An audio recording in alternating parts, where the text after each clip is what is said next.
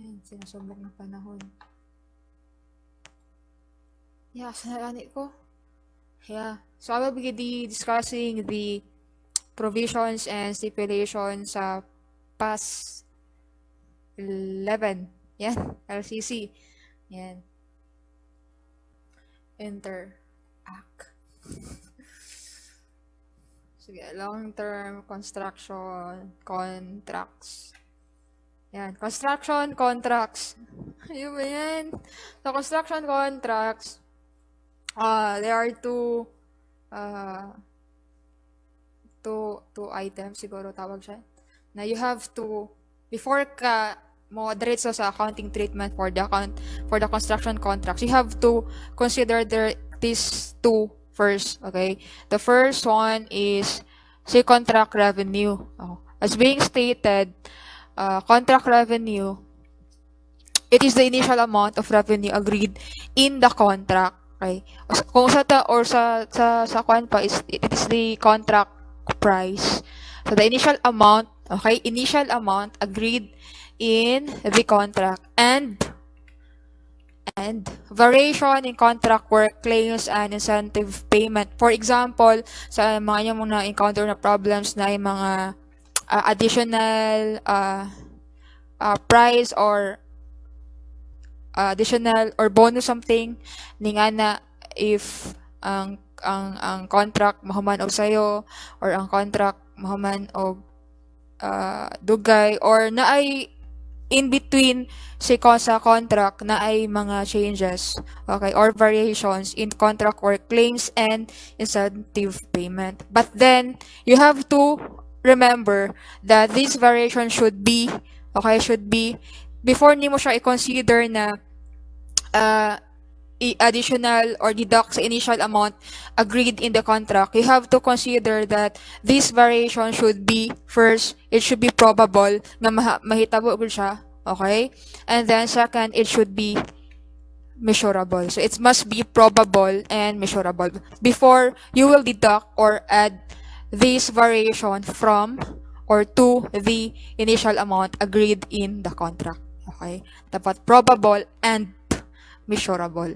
And the second one, you have to consider, because some of the problems may yung ma-encounter, okay, some of the problems nakastate na daan pila ang cost, total cost or estimated cost sa contract, but then some of the problems kay ikaw mo determine sa cost o kung unsay included or dili, okay? So you have to know these costs first. So contract costs must be, or these are the costs that relate directly to the specific contract. So remember, it must be directly related to that contract and or costs that are attributable to contract activity in general. Okay, for example, like di ko siya specific sa contract nga ning ana, but then if general siya and can be allocated to the contract, okay, pwede nimo siya ma-allocate partly ana sa contract, then it is included sa contract cost and or other costs chargeable to customers under the terms of the contracts. Remember, pwede na ay additional cost, but then it should be stated doon sa contract. Unless otherwise, kahit attributable pa yan, but then it's not really stated or agreed in the contract, it is not considered as part of the contract cost. Why? It could be a breach of contract. So anything that is being stated sa contract and then na additional incurred siya. So although it's not really that at initial na siya, but then it is stated sa contract nga pwede siya ma-appeal. Okay? So it should be chargeable to customer and then stated sa contract. It should be part of the contract cost. Okay? Dapat chargeable to customer and then should be stated sa contract. Unless otherwise, kung dili siya, and then you cannot include those costs as part of the total contract cost. Okay? Costs that are directly related or specific sa, product ano, contract or in general, but then it can be allocated to the contract and or other costs chargeable to customer, and it should be under the terms or agreed in the contract. Okay. So, yun. Muna inyong timanan. Okay? Muna yung timanan in determining the total contract cost if kanisiya, appeal ba siya, or dili. Yan. Gihang ako gamay. So, next discussion is, I think it's a question. So, katuma to siya. Contract revenue, it is the initial amount agreed in the contract or if na variations, so dapat ang variation must be probable and measurable. So, contract revenue in construction contract comprises A, B, C, D. So, the amount or E or E. So, the answer for this one is obviously letter C. And the initial amount of revenue agreed in the contract and variation in contract work, claim, and incentive payment. Okay? Kaning contract variation, it should be measurable and probable. Yan, probable. Next question. Ano ba yan? Taas din siya kayo, class, ang discussion because akong PPT is like, I think it's 20 slides. O kasama na din yung thank you. So it's like 19 slides. Yeah, 19 slides. Muna yung pinakataas na PowerPoint presentation so far ako nagama sa inyo ha. Muna siya pinakataas. Con. con. So again, next question will be contract costs of a construction contract comprise all of the following except. So, letter A, costs that directly relate to the specific contract. D, appeal na. Letter B, costs that are attributable to contract activity in general, but then and can be allocated to the contract. And C and D, yan. So, letter C, such other costs that are specifically chargeable to customer under terms of the contract. So, letter D, ito yun. General administration costs for which reimbursement is not specified in the contract. Ato, kani siya reimbursement. So meaning to say, pwede siya nimo ma-charge sa customer because pwede siya ma-reimburse. But then it is not specified sa contract. So you cannot consider it as part of the total construction cost because it is not specified in the contract. Yan. So answer for this one is letter D. Yeah. Letter D. You know what I'm saying? It's letter D. Yan. Which of the following costs shall not form part of contract costs of long-term construction contract? Iyan. So obviously, saan yung hindi related? So the answer for this is letter A. For the reason that it is not used in the particular contract. It is not specific to the contract and therefore it cannot be allocated din sa contract. So it's not included in the total contract cost. Yan. Which of the following costs shall form part of contract costs of long-term construction contract? So, asaan nilang upat? Yan. Nag-blink ka naman. Asaan pareha? Ang letter A, it's not included. Why? Because it is not specified in the contract. So, enk na. So, selling costs such as broker commission, it's not related dun sa construction contract because it is a distribution cost. Okay? So, asa ang appeal ani? So, letter C, research and development costs for which reimbursement is not specified in the contract. Okay? So, wala siya labot. So, the answer is obviously letter D, construction overheads including costs such as the preparation and processing of construction personnel payroll. Yan. Yan. Which of the following costs should be included in contract? Medyo boring, no? So, ako na tataningin ko. Pero ako na ni siya gito yung akong gi-appeal dire para just in case, ano ba, ga-answer mo atong pre-test, I really don't know, and I don't want to judge whether you're really sure of your answers or tagla lang sad mo. So, I'm not really sure. So, I have to uh, clarify these things. These things sa inyo, ha. Which of the following costs should be included in contract costs? A. Project manager's costs. B. Destruction of an existing building. C. Restoration of an old factory.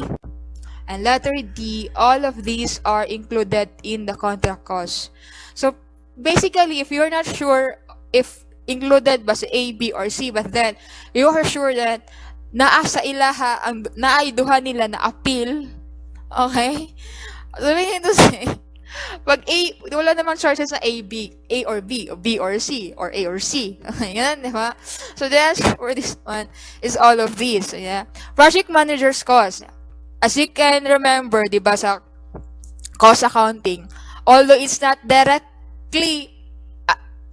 a direct cost, but as long as it is related or can be allocated to the product or to the production, it is part of the total product cost. Same as here gihapon. Although it's not really part of like materials ning ana, but then if it's necessary in the production or in the construction, so it should be considered as part of the total contract cost.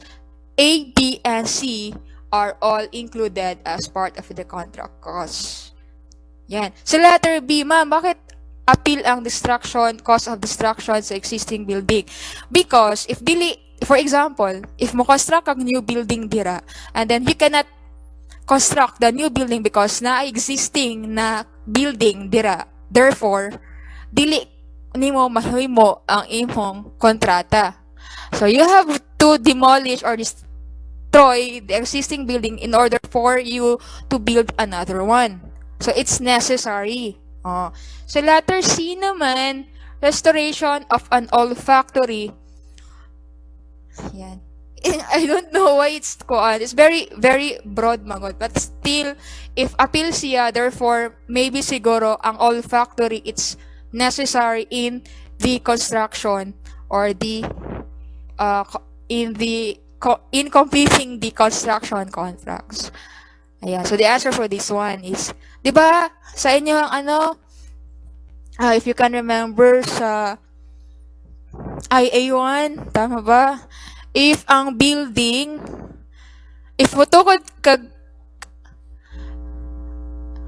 ano ba yan? Kanay, if mupalit kag land, diba? If nakaipadan nga land, then naay building dira, and then, imo na siyang i-demolish, asa nimo i-charge ang demolition cost? Ato, diba? If ang purpose nimo sa pagbalit sa land is to make that land as part of your investment property, like imong ko anon, then the cost of the demolition is part sa cost sa land. If your purpose nga ipalit mo tong land kay motukod kag bagong building, then the demolition cost of that old or existing building should be capitalized sa new building. Okay, dili sa land. Yan. E.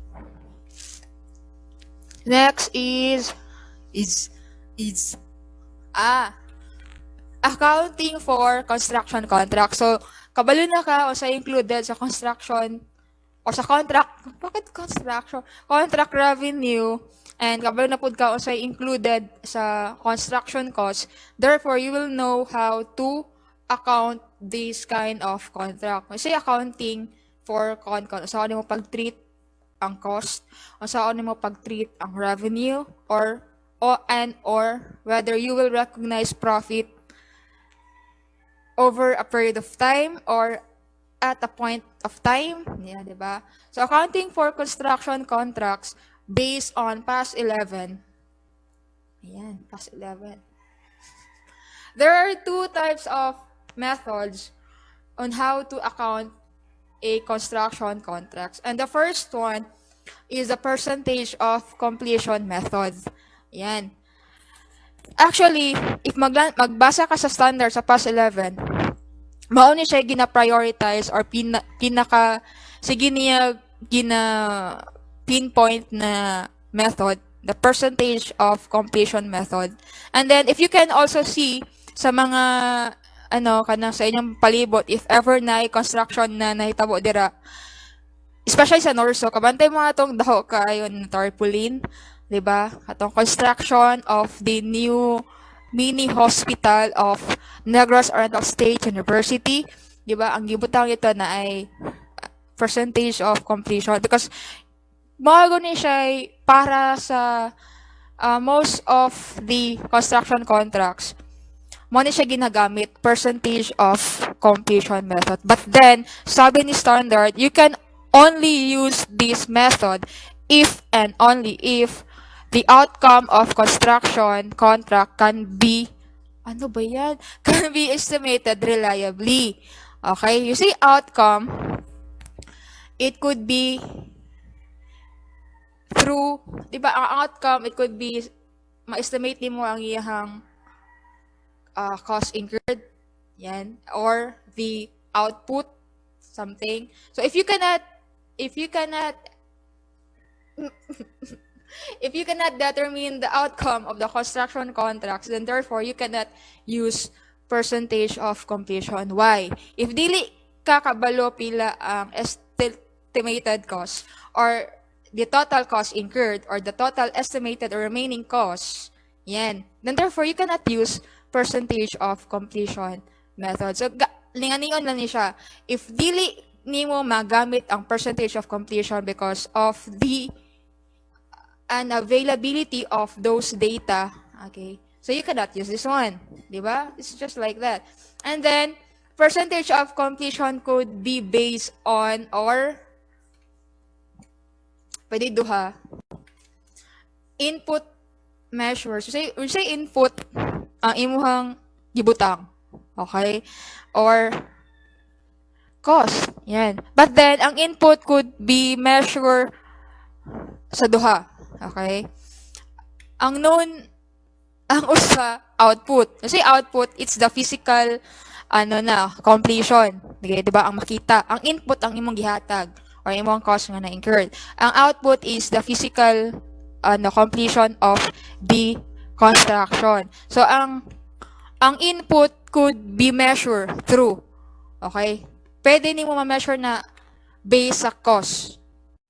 Cost nimo na incurred comparing to the cost, remaining cost or the total estimated cost. Okay, ma-measure nimo na siya through that, or it could be measured through kani.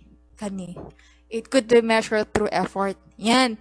Sabi ni standard, one way of measuring the input through effort is through a survey.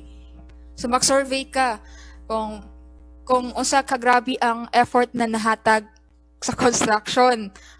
So basically, pag ikaw accountant ka, maglisod ka ana, 'di ba? Maglisod ka kay lahi-lahi okay, kani siya, lahi-lahi measurement ang effort. Okay? Ang lahi-lahi po perception ang tao sa effort nga na butang. So pag abot nimo sa accounting, if you will base the measure, if you will measure your input through the effort exerted by the laborers ba ni ana, mag-survey ka, maglisod ka, di ba? Basin para niya, grabe na to nga effort, pero di ba, para nimo grabe na kayong effort, but then para niya dili pa. Di ba? So basically, the commonly used sa input measure is the cost to cost. Kadang naa sa inyong illustration sa inyong book. Okay? The input is being measured through or based sa cost incurred and the estimated cost or remaining cost. Lisod kayo measure ang effort, class. Lisod kayo measure. Because effort, lahi perception ang tao basta we say effort. And you cannot you cannot, ano, ano ba yan? You cannot measure effort by, by listening or depending it sa uban na opinion. Wala man ka naning kamot, uy. Diba, wala man ka effort because kasi nakita niya nga, tulog lang ka. Pero wala siya kabalo nga. Before ka natulog, grabe na kayo ang effort. So, it's not like, yeah. So, the commonly used na, measurement sa input is the cost to cost. Yan. Output measures. Yan. So, basically, kani siya, ibang pangutanon ani is ang head engineer, kaya siya may nakabalo kung pila na na-complete through the physical ning ana. Okay? So lisod gyapon siya i-measure pag-abot sa accounting. So the commonly used na ginagamit sa percentage of completion is the cost to cost. Ang ginabasihan. So if 1 million na imuhang nagasto out of 5 million, then that's 1/5. That's 20%, tama ba? O, 20% completed. Kaya mas easily man siya ma-measure. Basta through figures. Ayan. So, the second one, if you cannot use the percentage of completion, dili ko sa ingon na you cannot account or di na nimo i-record ang construction or the contract cost or the contract revenue. So, if you cannot use the percentage of completion method, then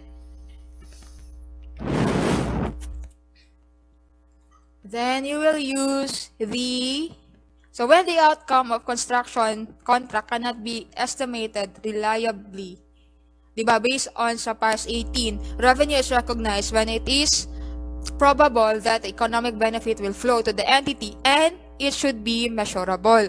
So therefore, if you cannot determine whether it is probable and measurable na naay mo flow na revenue sa imong entity, then you cannot use the percentage of completion method.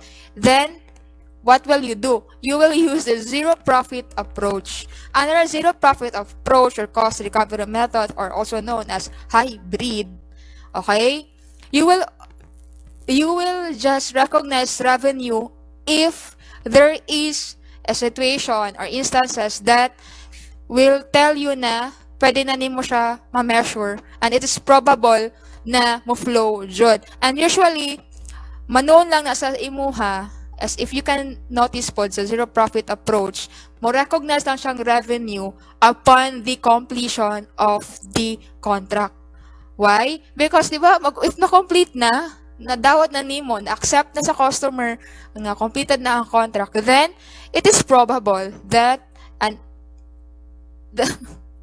diba? It is probable nga na mo flow nga benefit sa imuha and it is measurable because nga completed na ang contract. Yan. So you cannot use, if dili ka ka-estimate, you cannot use percentage of completion if dili nimo ma-estimate ang outcome. Okay. So pag dili, zero profit. Zero profit. Is that really zero profit jud ang wala jud profit na i-recognize? Naara kay, as if dili pa siya probable and measurable, so dili siya di mo i-recognize. So tanan nimong revenue, wala profit ba? Tanan nimong revenue, like it's i-offset sa nimo sa cost. That's why it's also known as cost recovery nga method. Yan.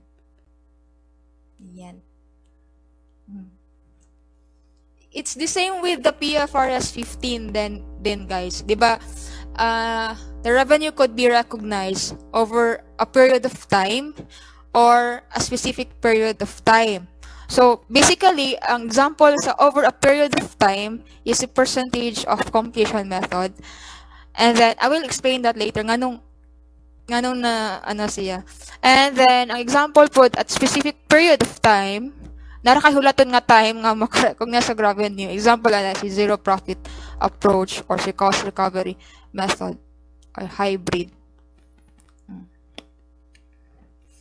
In selecting an accounting method for a long-term construction contract, the principal, I think it's the principal factor ba?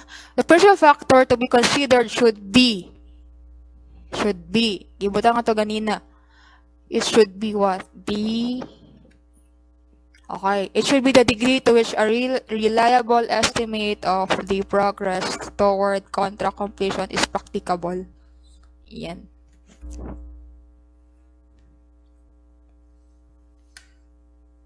Gihangak.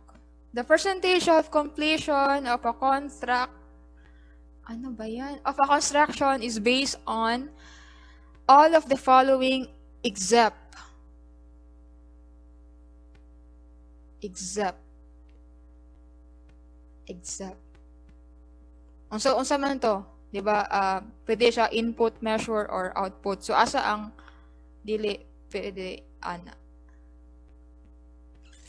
Input and output.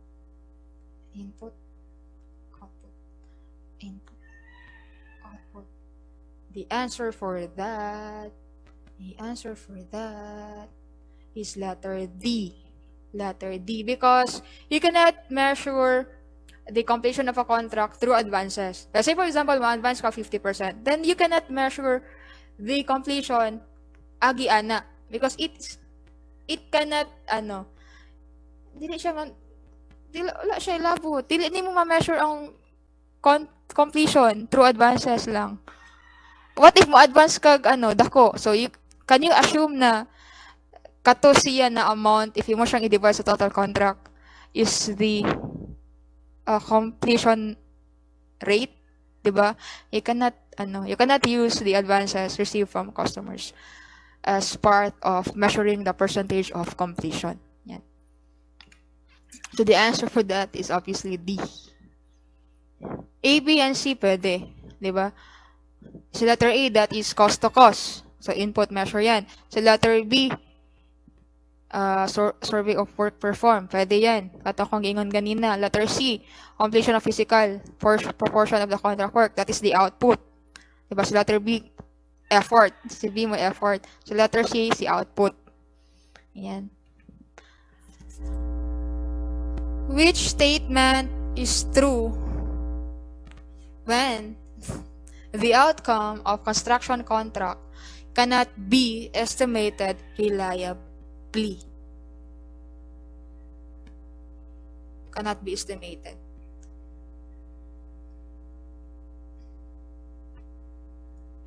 So pag dili ma-estimate nimo reliably, you cannot use percentage of completion. So you will use the cost recovery or the zero profit approach or zero profit method.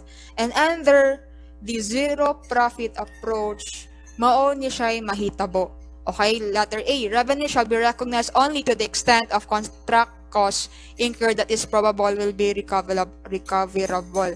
As you can observe sa illustration, kung pila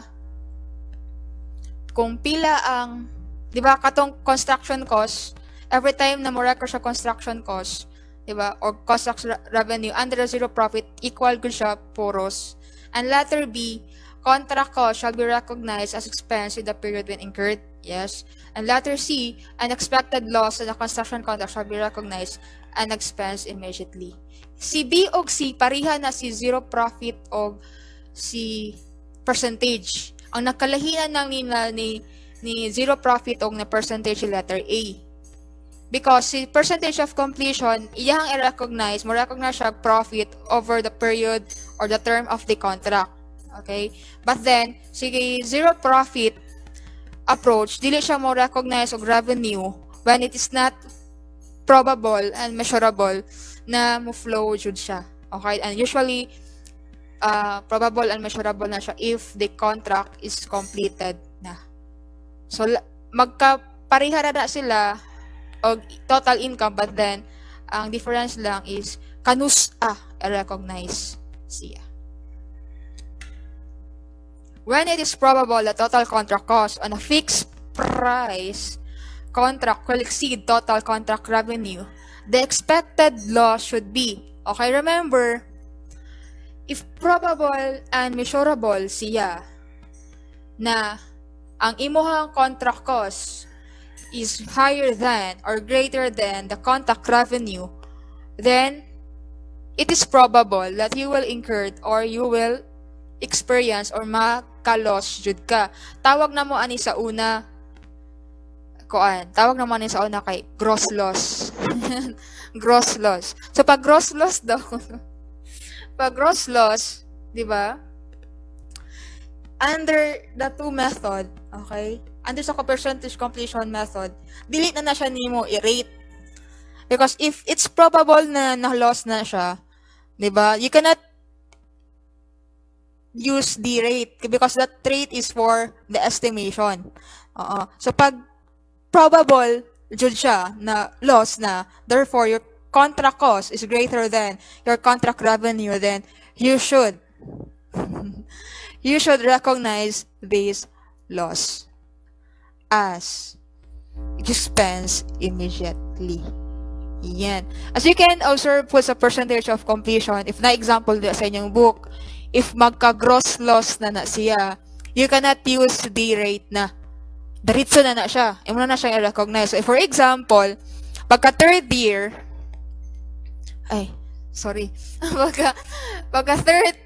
third year na, second year na lang. Pagka second year, nagka-gross loss yag 100,000. Then last or previous year, naka-recognize kag 50,000, di ba? Cumulative na siya. So, you have to recognize a 150,000 for the second year to reflect na you have an accumulated loss of 100,000. So, pag gross loss na, ayaw na gamita tong rate. Yan, diretso na. Next is a problem that will illustrate tong mga akong gipang ingon ganina. So, I will teach you how to use this data. Kaya naman ko ibang problem na dili given tanan. So, it's like dili given ang percentage of completion, or dili given ang contract cost, or dili given ang cost incurred to date, or dili given ang contract price or revenue, and then you have to compute an amount that is related to those items. So what will you do? If you will just follow the typical solution of CONCON, like imo lang siyang i-memorize nga pag percentage of completion, cost incurred to date over total estimated cost, that should be your percentage completion, times the total estimated gross profit. Yan. So, So, if mo follow ka lang ning ana, and then, dili siya magamit sa problem na imong isolve, patay tayo dyan. So, I will try to explain the relationship, the relationship between or among them. Para in kaso maka-encounter mo problem na kulang-kulang, you can still solve those problems. So, for example, D. Diaz Construction INC has consistently used the percentage of completion method of recognizing income. In 2016, Diaz started to work on a 3 million fixed price construction contract. The accounting records disclose the following data for the year ended December 31, 2016. Cost incurred, 930,000. Estimated cost to complete, 217. Progress billings, 1,100,000. Collection, 700,000. Okay? As you can observe, ang cost incurred niya during that year is 930,000. And the estimated cost to complete, okay, remember this one. Kani si estimated cost to complete, pwede na siya estimated cost to complete. Okay, ang pasabot ana, that is the remaining cost throughout the remaining term sa construction. So, muna yung nabilin.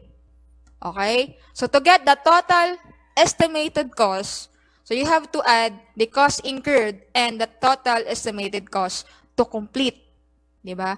But then, if ang ibutang dira estimated cost at completion, okay, ayaw na i-add si cost incurred ana because that is the total cost na throughout the contract. So, for example, estimated cost at completion na si 2170. So to get the percentage of completion, just divide 930,000 over 2170. But then, naadira, estimated cost to complete man, so mo na siya remaining. So you have to add 930,000 plus 2,170,000. So your total estimated cost, okay? Total estimated cost is 3,100,000. And as you can observe, your total estimated cost is greater than your total fixed price or contract revenue. So this is an example of ganina, if it is probable and measurable that naay expected loss, then you should have and you should recognize that 100,000 as an expense. Yan. So 3 million contract price, the total estimated cost is 3,100,000. So it's very obvious na it is a gross loss yung term talaga. So 100,000, but naulahin na. So 100,000. So you cannot use na the percentage of completion and multiply by 100,000, okay? As daritso, pag gross loss na gani na, daritso na siya. You have to record it as a expense, daritso. Ayun na gamit og percentage, daritso na. Pag gross loss. Yan, pag gross loss. In accounting, kato akong, illustration, illustration dagan. Anya. Yeah, medyo, nice one. In accounting for a long-term construction contract using the percentage of completion method, the amount of income recognized in any year would be added to.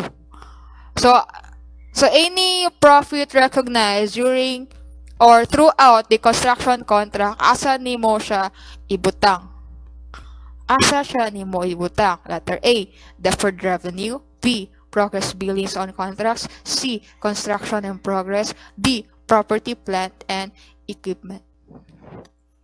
The answer for this one is letter as, obvious kayo. The answer is letter C. Okay. So therefore, ma'am, si construction progress ang nag-consist ana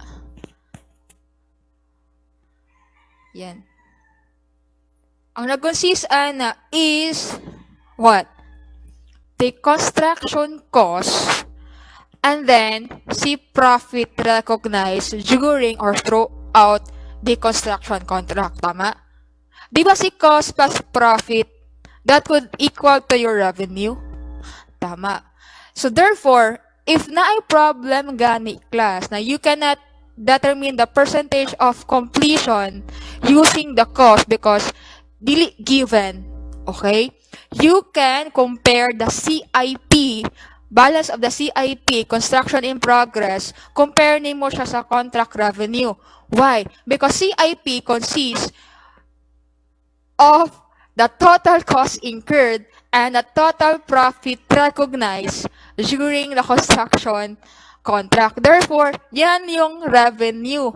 That is why, at the end of the contract, yung progress billing mo, tsaka yung construction in progress, equal.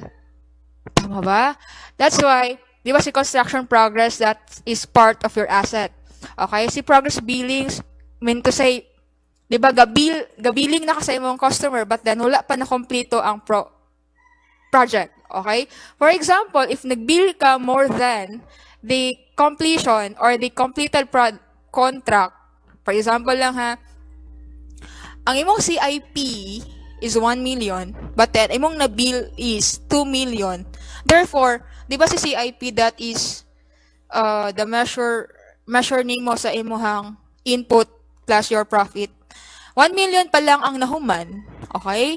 But then, ang imong na-bill is 2 million. Then therefore, do you have an obligation of 1 million pa na dapat pa nimo siya ikompleto?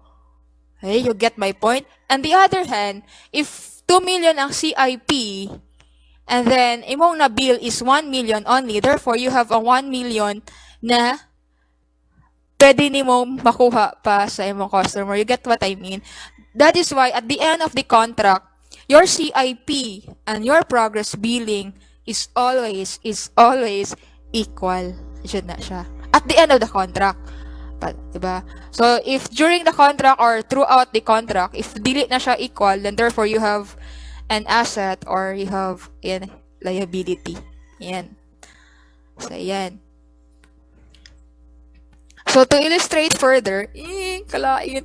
So, if, to prove talaga guys, na sakto to kung giingon ganina, like you can use the CIP, okay, in determining the percentage of completion, diba? CIP over the revenue.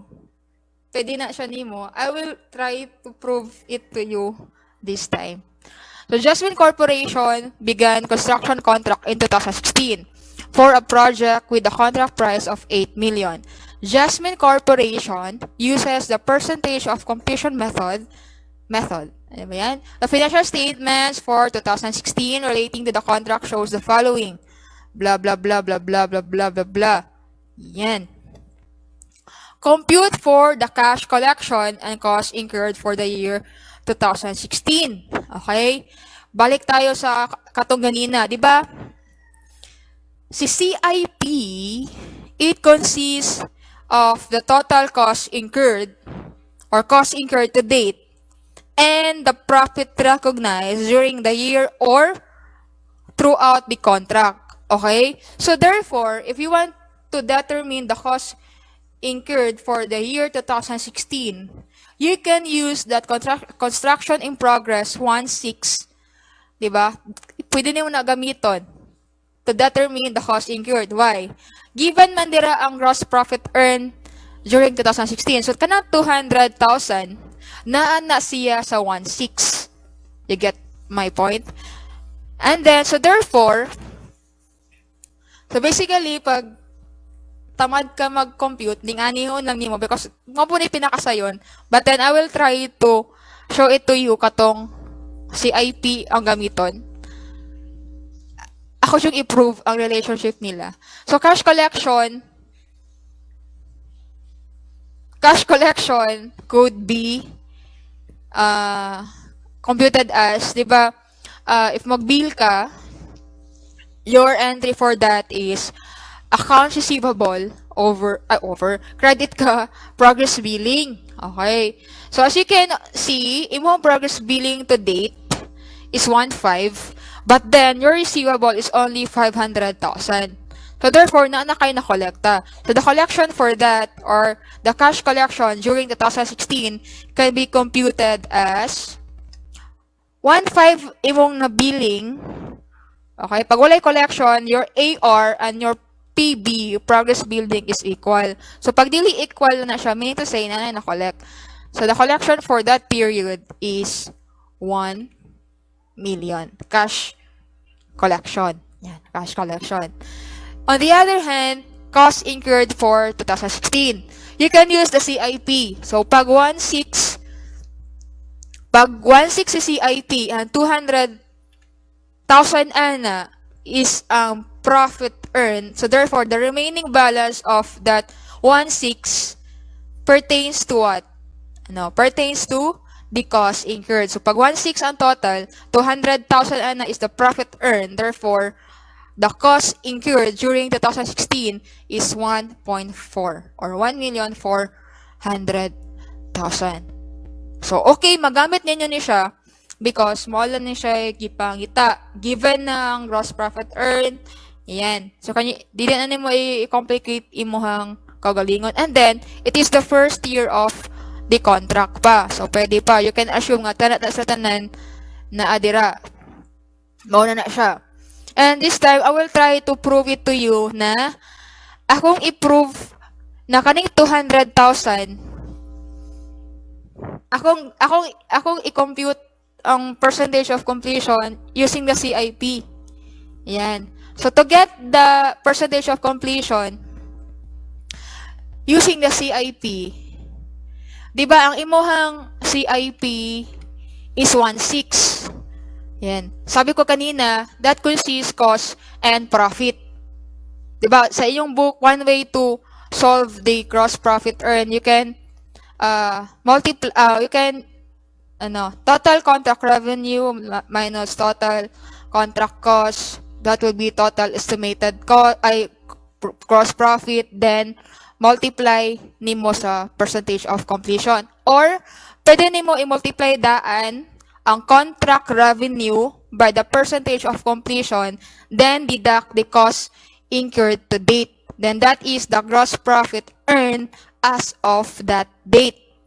Diba? So therefore, si CIP or si cost and si profit is equal to the revenue recognized as of that date.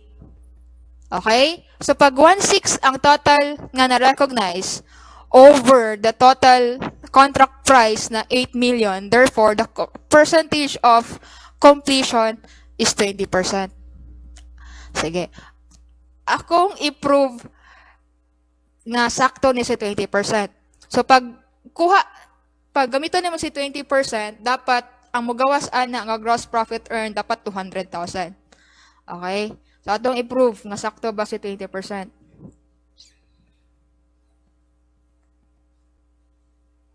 Ayan. So if 20% ang completion during that year, so therefore that 200,000 pertains to the 20% recognized na gross profit. Diba? So therefore, if 200,000 is a 20%, divide mo na siya 20%. Therefore, the total estimated gross profit, diba? Total contract price less total estimated cost is 1 million. Okay? So if 1 million ang estimated, asa na ganit ko? Pag 1 million ang estimated gross profit, and then you have a revenue of 8 million or revenue contract of 8 million, then therefore the total estimated cost is 7 million. So therefore, kanang 7 million, it consists the cost incurred to date and the remaining cost. Tada na siya, si cost incurred to date and si remaining cost. And then, based sa imong previous na computation, sabi mo, ang cost incurred to date or cost incurred for the year 2016 is 1.4 or 20% as based akong computation. So, if akong i-multiply, diba, the usual thing that you will determine the percentage of completion is total cost incurred over total estimated cost. So if your total estimated cost is 7 million, then therefore, if ako na siyang i-multiply by 20%, then that would equal to your cost incurred to date. Nagets ninyo? So therefore, pag ako na siyang i-multiply og 20%, nakuha na ko using the CIP, ako siyang i-prove na related na good sila tanan, okay? 7 million times 20%, that is 1.4. Sino yung si 1.4? Yan si cost incurred to date or cost incurred during 2016. See, you can use the CIP or the cost to cost or the CIP, pwede naman CIP over the contract revenue to determine the percentage of completion. Kay mura po na iyang gibasihan. So therefore, is still the same. Diba? Your computation is this one. Kaning 1.6 minus 200. So 1.4 ang i-charge niya na cost. So, yeah. So therefore, if dili given tanan or you cannot determine the percentage of completion using the cost to cost, yan. Pwede nimo dito atrakahon sa CIP. Okay? But remember, pag CIP mong gamiton, you have to compare it sa contract revenue because ang na-consist sa CIP is the contract cost plus the profit. Okay? So, yan. Alam nyo na.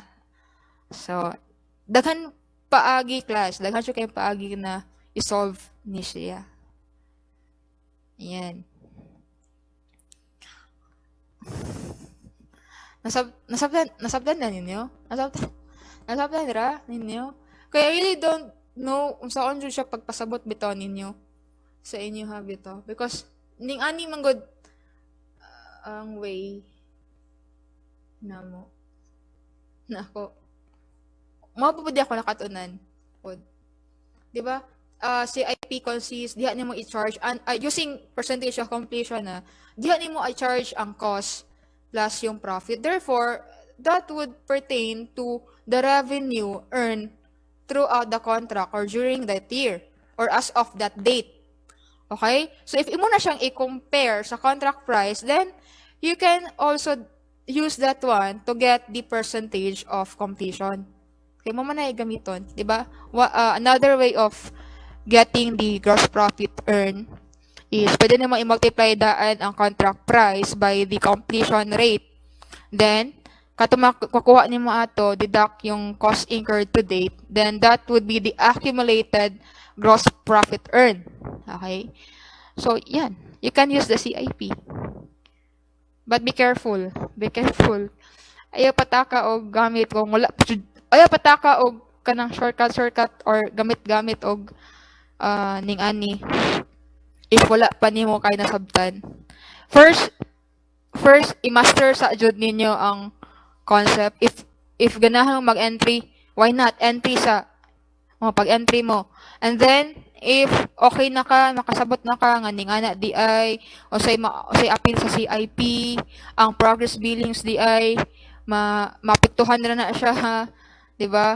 At the end of the contract, and the progress billing will always equal to the CIP ning ana. After mastering those concepts, then start to make your own strategy on how to solve the problems. Kaya namo ko siya ibang problems na medyo kinahanglan jud siya og deep analysis, no? Ning ana si advanced accounting. It's not really the same with the financial accounting wherein halos tanang data given. Okay, halos tanang data given, and the only thing that you will determine is usa nga data imong gamiton. Yan. Sa advanced accounting, medyo, most of the problems, kulang-kulang. Okay? Medyo kulang-kulang. So, you have to really understand the procedure and the concept sa advanced accounting. Pati sa mga higher accounting. It really requires you a deep analysis. So, ayan. So, practice lang talaga ng practice ng solve. As you can, sige na kung ingon nga solve lang ng solve. Kaya maapod na ako yung experience sa una. Dili man sa ingon na sa advanced accounting 1 na diretso maayo na kayo. Diretso maayo na kayo. Dili nag-struggle sad mi ani sa unang because first is bag-o kay siya sa mga terms, and then wala mi kabalo saon because wala discussion nga di namin alam. Yan na yun, mag-exam ang mga teacher sa una sa advanced accounting. Tagaan mi niya exam nga wala didto. Dayon mag-anseranay na kung usay answer sa pinaka-bright or usay answer sa majority, that is the final answer. So maningkamot na lang ka na imong answer pareha sa kinabrightan or pareha kag answer sa majority. Yan. And then there is a situation before wherein akong answer lahi jud siya. I think it was advanced accounting too about business combination. Sure jud kay ko ato nga mao ko toy answer. Like ako ko siya gi-explain sa akong teacher nga, sir, based sa libro, sir, based on the provisions sa standard, ganito, at the date of siya mo i-measure, ning ana. But then, the answer of the majority is different or was different from my answer. So, to make the story short, wrong ko atong mga panahon na. But then, mao na siya. So, as much as possible, kadang problems ninyo sa inyong libro, solve na tanan. Then, mahatag mo kong solution manual ninyo. So, compare. And then, if namoy solution sa manual na dili mo kasabot, kinamagoy ubandera sa sulman na di ka kasabot, ganong ning ana. dito, you can ask me nga ning ana. Or pwede ta mo tagaag another solution para ana. Yeah. Yeah. So therefore, mo ni siya napo koy another uh, another another realization na akong ipa-realize sa dinyo. Okay? It's very talaga kasi bang sa tawag ni katawanan, di siya katawanan. Basta kay I don't know if kabalo mo ani. Pero basin kabalo na mo, 'di ba? If that, 'di ba, if makompleto na ang contract, so meaning to say that is 100% completed. 'Di ba? 100% na siya. Completed naman. So therefore, if your percentage of completion is 20%, so kinsa sa 80%. Yan. So, if na ay problem class na kinahanglan nimo i-determine ang cost incurred to date, but then you cannot compute it directly because kulang-kulang nga ang data. If na ay available na cost or total estimated cost or remaining cost. So for example, ang percentage of completion is 20%. Therefore, kanang 80%, that is the remaining rate or wala pa na complete. Okay? So if imong gamiton ang cost to cost, if your total estimated cost is 7 million, okay?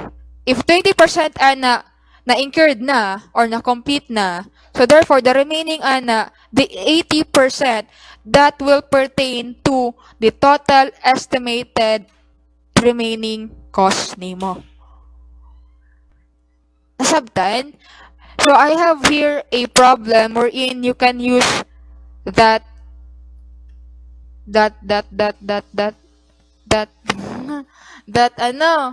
technique. Okay? On January 2, 2016, a fire guttered the office of building of construction company and destroyed all the files in the accountant's desk. The president of the company has contacted you to help reconstruct the contract information. The following data were taken from salvage files. So, ayun, si 2014, we have the estimated cost to complete. Diba? Sabi ko kanina, pag estimated cost to complete, that is the remaining cost. So, pagka na estimated cost at completion, mo na siya total cost incurred, pati yung remaining cost. Okay, cost incurred. Walay given for 2014. Naa sa 2015. Percentage of completion, given 60% as of 2015. Income recognized to date, 1, 2, and 500,000. The question is, what is the percentage of completion in 2014? Okay? One way and the common way to determine the percentage of completion is getting the cost incurred to date over the total estimated cost, which is your estimated cost to complete plus the cost incurred to date. Ang gipangutanan niya is si 2014. And then, dili na siya maggamit daritso because walay data available for the cost incurred for 2014. Yan. Akatong itudot ako ganina nga CIP, dili sad nimo siya magamit. Why? CIP, dili nimo siya magamit because dili given ang cost incurred 2014. So therefore, you cannot determine the CIP balance. Yan. And then also, dili pud given si contract price. Ayan. What will you do? what will you do? Yung question is, what is the percentage of completion in 2014 of this construction contract? Anong gagawin mo? Magtutukan na lang mo. 'Di ba? I-contact ka sa sa company or the president of the company has contacted you to help reconstruct the contract information. So, yan. So, you have to reconstruct the contract information. So, I will give you like 2 minutes to solve or to solve this one. Yan. Magmuni-muni sa mundira. Saan nyo na pag saan ninyo ni siya? Diba? Saan ninyo ni? At okay. What will you do? What will you do?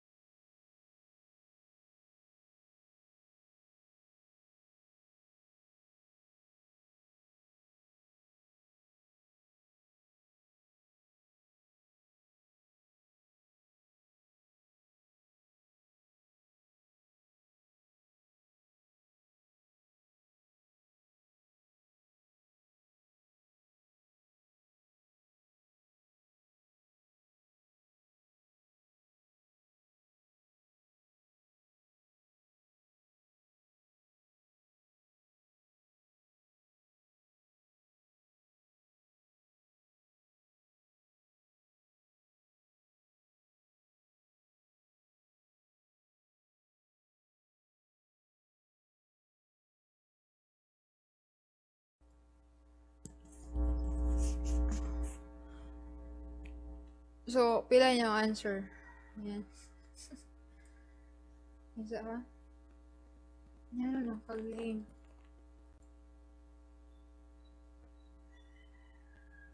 Ano ba yan? Wait.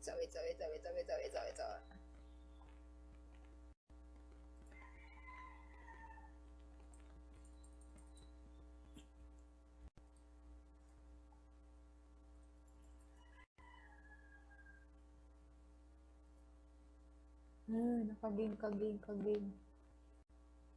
Wait.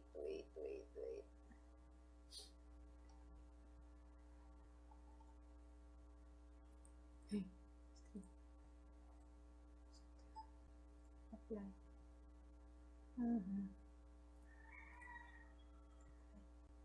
Okay.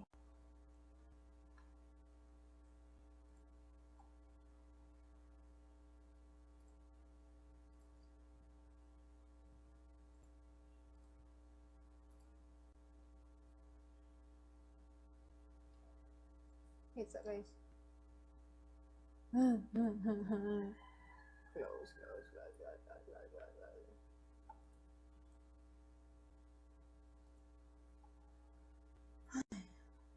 Ano ba yan?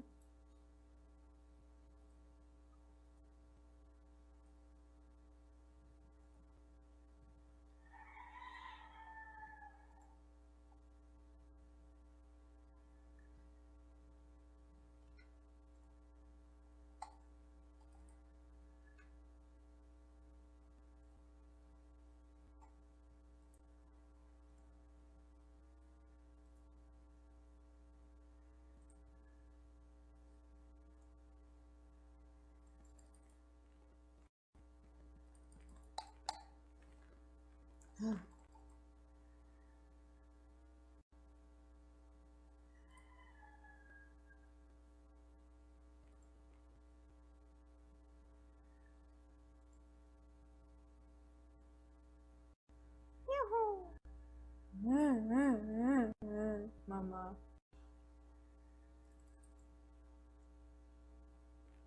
Why it's like this?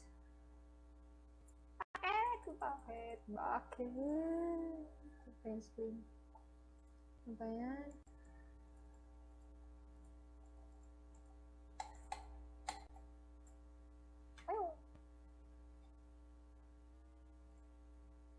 Yeah. Sige. So, to answer this one, ba't ganun? So, to answer this one is, diba, dili given cost incurred, so you cannot use the cost to cost, and also it dili given a contract price, and so you cannot use the CIP over the contract revenue. Di mo gyapon ni gamit ang CIP because wala given cost incurred sa 2014. Okay? So, the data available lang is the estimated cost to complete during 2014 and 2015. So, what will you do is just to work back. Diba? If as of 2015, 60%, the contract is 60% completed. And if you will base it on sa cost, so 60% completed, so meaning to say, ang cost incurred to date is 60% of the total estimated cost. Okay? So if ang cost incurred to date is 60%, then therefore, the 40%, diba, or the estimated remaining cost, or the estimated cost to complete, ang kulang na lang is 40%. Then therefore, pwede nimo gamiton, or you can assume, diba, that kanang 8 million, okay? So kanang 8 million, that is the 40% of the total estimated cost. So therefore, ninganion siya. Yan. If your total estimated cost is 100%, then your CID or the cost incurred to date is 60%. Diba? Cost incurred to date over the total estimated cost. Di ba? Hindi nga naon mapagkuha. Yeah, percentage of completion. If your CID is 60%, then therefore, your remaining estimated cost or cost to complete. Yeah. Ako gabutang pero kabaloon sa sabot sa CTC. Cost to complete, yan, is 40%. Then therefore, to get the total, pabalik man ka, diba? So, pabalik man ka. Kaya diba, in getting that 60%, cost incurred sa 2014 and cost incurred sa 2015. Ang given lang is ang cost incurred sa 2015. Diba? So, kwaon nimo ang cost incurred sa 2015. Diba? If imong i-add si 2014 o 2015, that is the 60%. So, therefore, wow. So, if your total estimated cost is 20 million, diba? 8 million, that is the 40% or the remaining cost. So, pag 20%, 20 million ang total estimated cost, okay, kana si 20 million ang nag-compose ana is si 3.7 and si 8 million. Okay, si cost incurred to date and si 8 million. If your cost incurred to date is 60% of 20 million, then therefore, your cost incurred to date is 12 million. Yan. Kana si 12 million, that is the sum of the cost incurred during 2015 and 2014. Yes. So, hapit na ka mahaman. Diba? Ang gipagitaan ni is percentage of completion sa 2014. So we have to determine the cost incurred during 2014. So, if 12 million, diba? If 37 ana is from 2015, then the remaining cost ana is 8.3. Okay? That pertains to the cost incurred during 2014. You get my point? So therefore, this time, we can now determine the percentage of completion during or as of 2014. Okay? So the answer is 40%. Why? Your 8.3 is the cost incurred 2014. Okay? So over the total estimated cost, okay, so it is the sum of 8.3 plus 12,450,000. So if you wanna isolve, the answer for that is 40%. Okay? So we cannot check this percentage of completion. Di ba ganina akong gi-check to siya using the CIP. Okay? We cannot check or verify. Pero pwede man dagoy? Pwede. Nakoy ko na ni. Yes, nadagoy ko na ni solution. Sige. 40% siya. Yeah. Hubog ka, ma'am. Hubog. So, ning ana siya. Yeah. Ayan. Ayan. Di ba? Ayan. So, sabtan na ninyo. Di ba? Ang pangita mong good ani is the percentage of completion during 2014. And the usual thing that you will do to get the percentage of completion is cost incurred over the total estimated cost. Yung problema dito is hindi given yung cost incurred during 2014. Okay? But then, given yung percentage of completion during or as of 2015, so therefore, if your percentage of completion as of 2015 is 60%, then therefore, your total cost incurred to date is 60% of the total estimated cost. Then therefore, 40% of the total estimated cost na lang ang nabilin as of 2015. That is why we use 8 million, di ba, to get the total estimated cost para maka-work back ta pila ang cost incurred to date, di ba? Atong kwaon ng cost incurred to date. Then, atong i-deduct ang cost incurred during 2015 to get the cost incurred during 2014. Kaya ato mo siyang gamiton to get the percentage of completion during 2014. Yan. So, based dira ning anaon ang computation. So, the percentage of completion is 40%. Okay. Okay. Another reminder. Okay. Income recognized to date. If the problem will ask you pila ang income recognized during 2015, do not answer 1.2. That is the income recognized to date, or that is the cumulative income or recognized income in a cumulative way. So therefore, that is the income recognized for 2014 and 2015.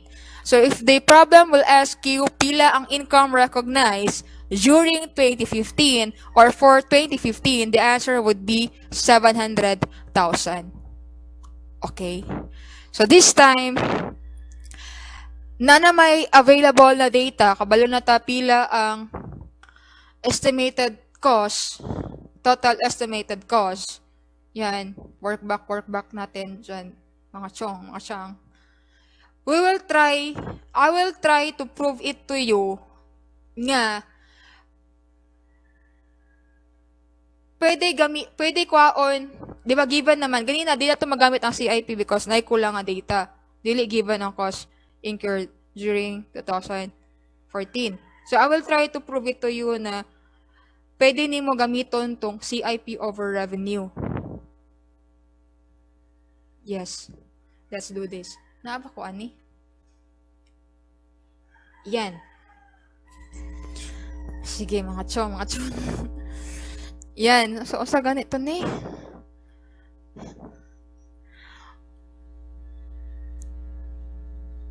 Yeah. Tenso ha? Ang sagot din sunod, ani? Sige. Your total estimated cost as of 2015, same as dito, 20 million.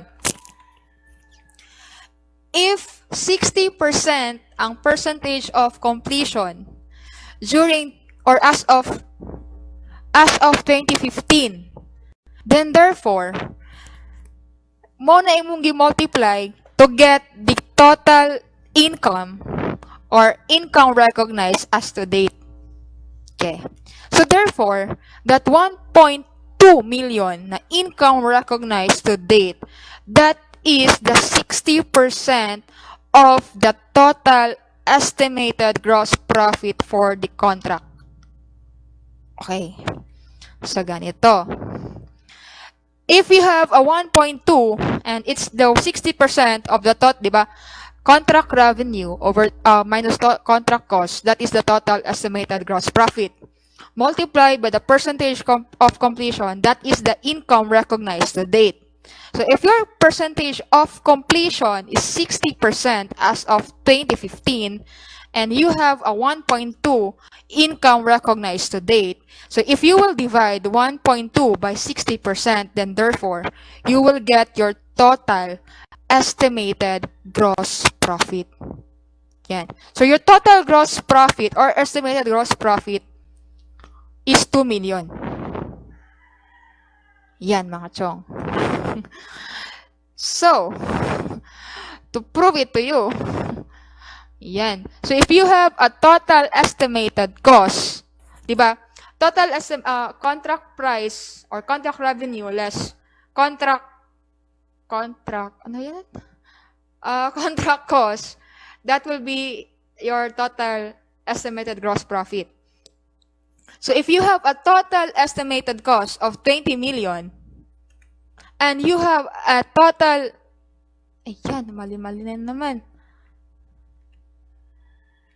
Sayop na, guys. If you have a total estimated gross profit, that is not 20 million, that is 2 million. So if you have a total estimated gross profit of 2 million, therefore, your revenue contract or contract revenue is 22 million. You got my point? You get it? So therefore, let us now prove if we can still use, kay given naman, the data, atong i-determine na 40% or 8.3, gihapon siya ang answer, using this kind of solution. So, so if you're, di ba, if imuhang gamiton ang revenue or ang CIP, okay? Di ba, yung ko ni ganina, ang CIP, it consists the cost incurred to date and gross profit recognized to date. Okay, so that will pertain to the total revenue recognized to date. Okay, so if your percentage of completion as of 2015 is 60%, therefore, if imong i-multiply ang imong revenue contract by 60%, ang mugawas ana, di ba, revenue cost sa kasi profit cumulative. So therefore, if imong na siyang i-multiply, ang mugawas ana is 13.2 or 13,200,000. That is your CIP or cost struction in progress. Okay, naadira ang cost incurred to date and then naadira si gross profit earned as to date. Diba? So naadira di ay ma'am, naadira si 1.2 o si 3.7. And then katong naa si 2014. Yes po, nandyan sa 13.2. Nandyan po, guys. So if your CIP is 13.2, and then, ba mo na yung CIP as of December 31, 2015.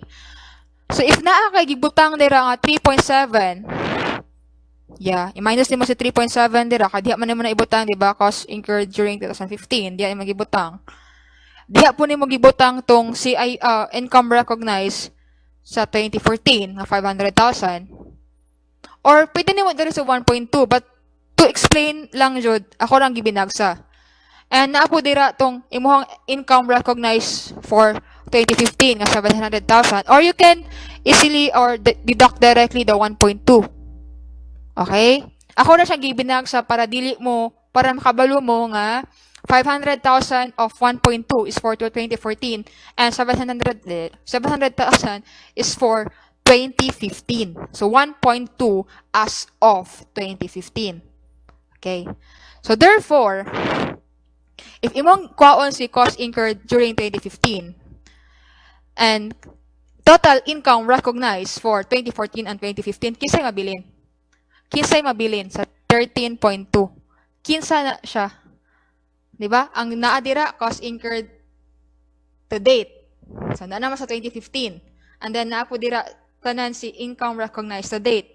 So nadira si 1.2 na 500,000 sa 2014 and si 700,000 for 2015. So kanang balance ana kinsa man na siya.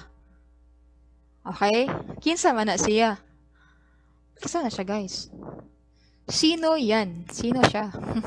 Sino siya? Yeah, kinsa na siya.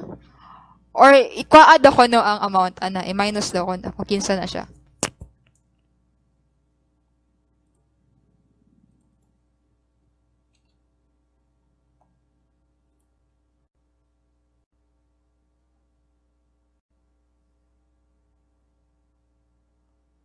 Comment your answers below. God, people.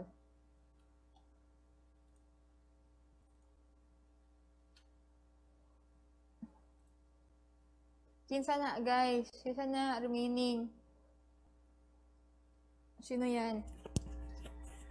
Kinsa na? Oy, answer mo, guys, please. Sino yan?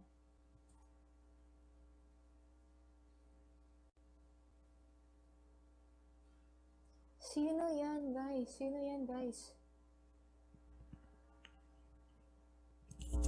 Sino yan? Sino yan? Yeah. Hoy. Guys. Hoy. Yuhu. Hoy, kalain na nila. Yuhu. Krr, krr, krr. Krr, krr, krr, krr, krr. Kinsa na, guys? Magkano? Same ba? Same ba? as the previous computation. Kuha ba nato? Oh, di ba? So therefore, yeah. It's really true. Now you can also use the CIP to get the percentage of completion. Okay, you get my point. I'm teaching you this because I'm a teacher. Ganahan ko makasabot bitaw mo sa relationship nila tanan. Dili lang kay memorize ninyo nga pag cost incur dapat debit CIP dapat credit ko. Ana o pag debit ay ana. Ganahan ko nga makasabot mo jud sa transaction or maka-imagine mo sa sa sa transaction. Ayun. Yun na yun. So, I hope nasabtan ninyo. Nasabtan ninyo. Bitaw, guys. Oo. So, this time, ayaw mo give up dayon. Like, for example, ka-encounter mo problem or kulang ko lang yung data. And then, you are used with, the usual solution na given lahat, given yung cost incurred rate, given yung total estimated cost. Yan. Therefore, the answer is still the same. Whether you will use the cost to cost or you will use the CIP. So, the answer is 8.3. Diba? Ang atong answer ganina is 8.3. Takan kayo pa maagip ko. Takan kayo pa maagip at yun ang manok, guys. Yan, 8.3 still the same. So, therefore, yes, I proved it to you twice na you can use the CIP. Okay? CIP. Yan.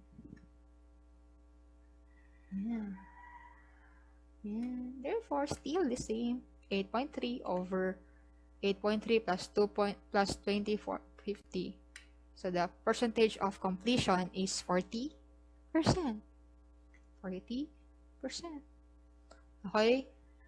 Nasabtan. Ayaw basin niya mo gamit mo ha. Inyong gigamit ang income recognized and inyong gi-ratio. Okay, you cannot use that one because magkalahi-lahi man ang total estimated cost. Okay? Magkalahi-lahi ang total estimated cost every year. So therefore, magkalahi-lahi ang total gross profit or estimated gross profit. So you cannot directly make a ratio out of it. Na 500 ni nga na. So ayaw jud.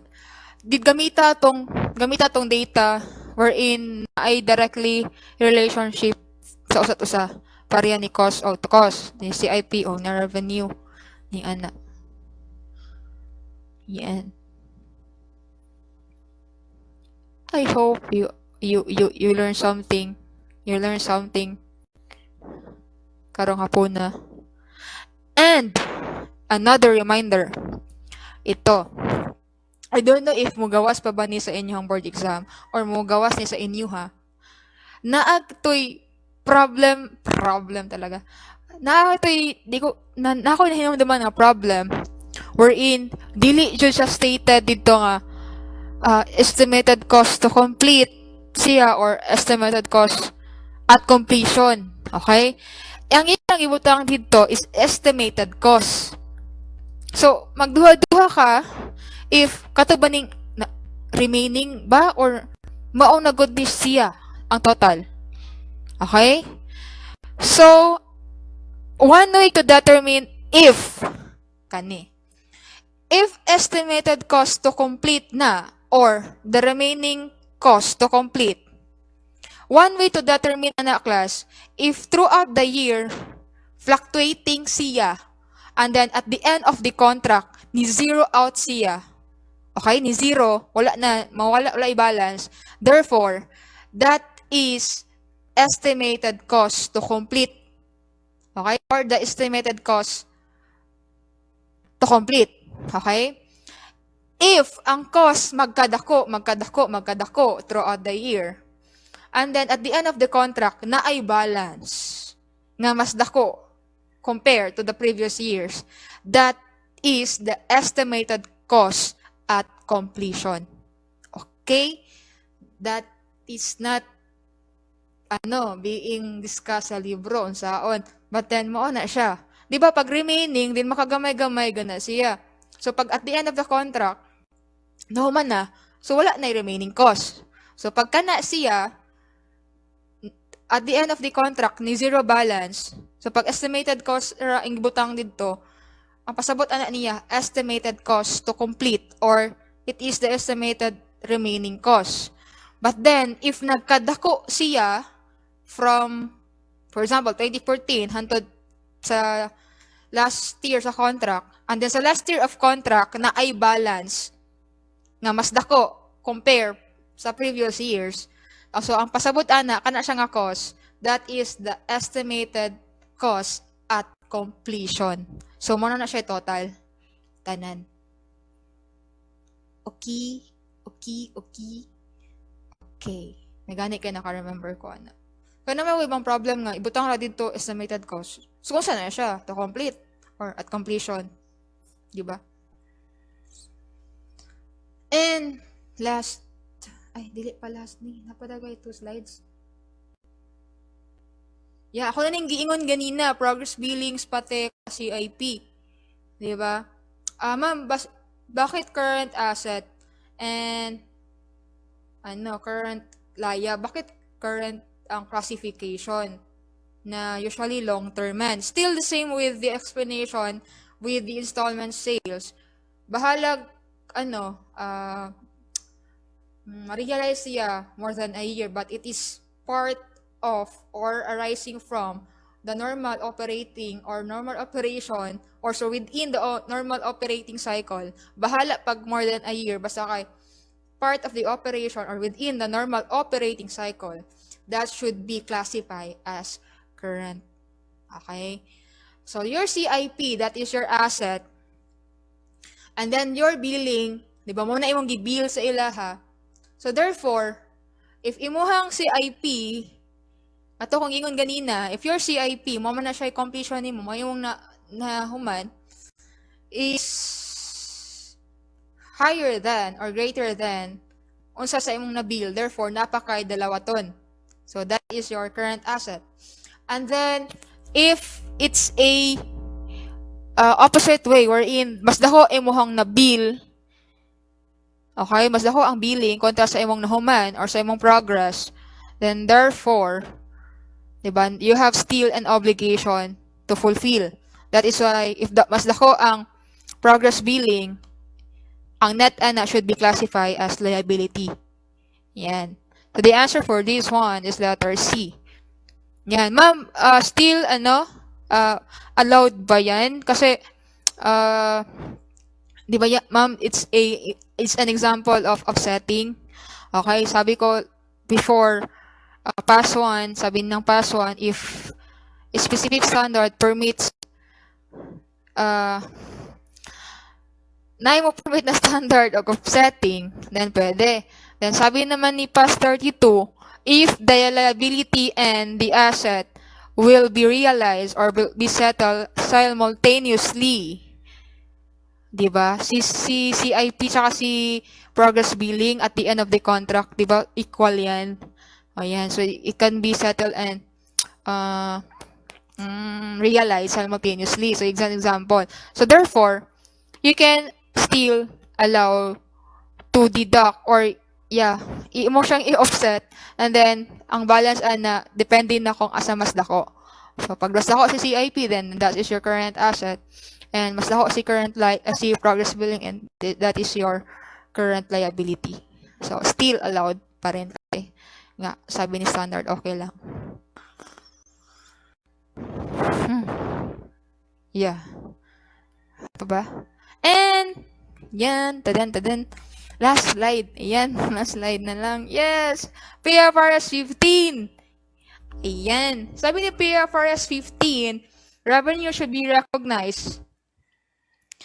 Depende daw kuno kung kanus mapasa ang control. Yan. If the control mapasa siya over the period of time, magkahinay-hinay og pasa ba, you will recognize revenue over a period of time. Okay? But, if ang control mapasa, or ang ownership, or ang risk and rewards mapasa at a specific point of time, then you will only recognize if moabot na siyang time. Okay.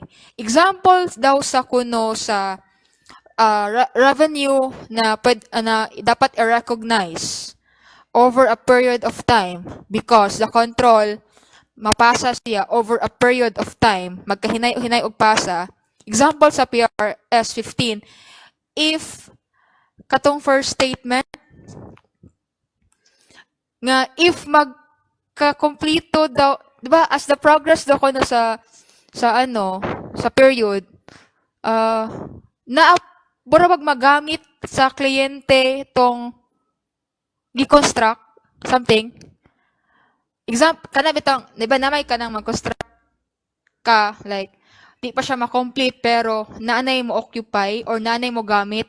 So therefore, although wala pa siya na kompleto, okay? Nagkahinay-hinay og pasa ang ownership or ang control sa construction or sa property didto sa imong kliyente. Diba? Ang ibutang sa PFRS 15, if naaray masatisfy ato bisag usa, imuhang revenue should be recognized over a period of time. Diba mo na imong gibuhat sa percentage of completion? Yan. And then another example dito nga, revenue should be recognized over a period of time if you are entitled daw kuno to receive a payment because of the progress of your contract. If di ba? Sabat ito ba, if throughout the contract, you are entitled to receive a payment from your client daw kuno, which is also being illustrated sa percentage of completion. Di ba? Nag-bill ka, nag-collect ka sa imong kliyente, bisag wala pa human. Okay? So therefore, dakuno, you must recognize your revenue over a period of time. Yan. So therefore, percentage of completion is just in elaboration or is just elaborate lang sa PFRS 15 kung when nimo gamiton ang percentage of completion. Okay? So, if wala jud daw dito sa gi-classify or ato sa mga situation na pwede nimo gamiton or pwede nimo i-recognize ang revenue over a period of time, okay? So, therefore, you must recognize your revenue at a point of time or a certain point of time. Kung kanus daw kuno mapasa ang control. Example dito, if the client accepted the item ba yung term? Oo, if i-accept na niya, and, sa pilaan dito. But, ang iyang ipasabot dito, class, like, if mo siya lang tawon tanan, it pertains to where makompleto ang contract. Or matransfer, di ba? Usually, matransfer for example, sa construction matransfer ang ownership fully, matransfer ang ownership at the completion. And then, ma-accept iyang i-accept sa client if makompleto na. Okay? So, therefore, it's just class, in elaboration or iyang rawang elaborate ang mga situation kung when ka dapat mong use o percentage of completion or kanus ka mo gamit og zero profit something. Yan. Pero, yeah. Kaya naman ko yung mga example ron sa mga board exam class na, di ba sa atong libro or sa inyong libro, mayingon naman siya dito nga, the company uses percentage of completion sa ilahang pag-account sa CONCON. But then, ay ubang problem sa board exam or sa review wala na ko kaabot ana class because 2018 nga yung ano 2018 yung implementation of the PFRS 15 na ay mga example nga ano nga dili jud directly stated na percentage ang gamiton, ikaw mo determine kung unsaon nimo pag-recognize ang revenue. So you have to be familiarize. You have to familiarize the criteria or situation kung kanus ka pwede mo gamit or pwede kanus ka mo recognize og revenue over a period of time. And pag dili nimo ma-meet tong bisag usa ato, di ba? Any of the item man dako, any of the situation man dako, no?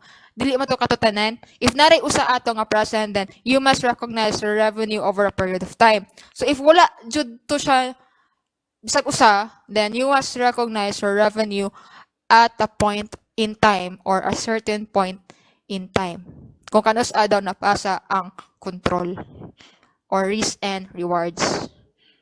Yan. So it's like, yeah. Yun lang. Ata.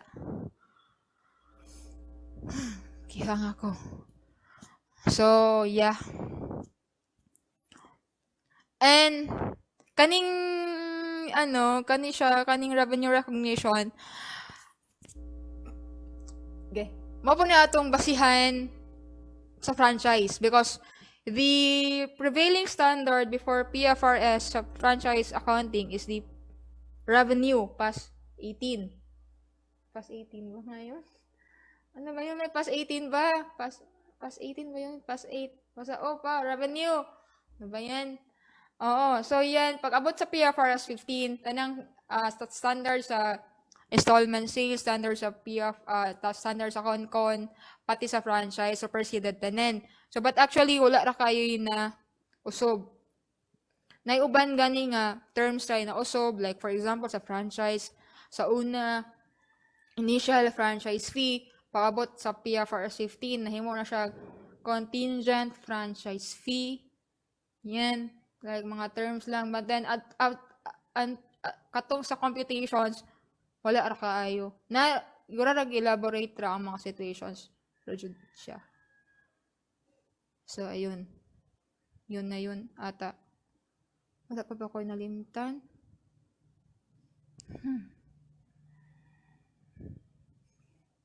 Wala na, siguro.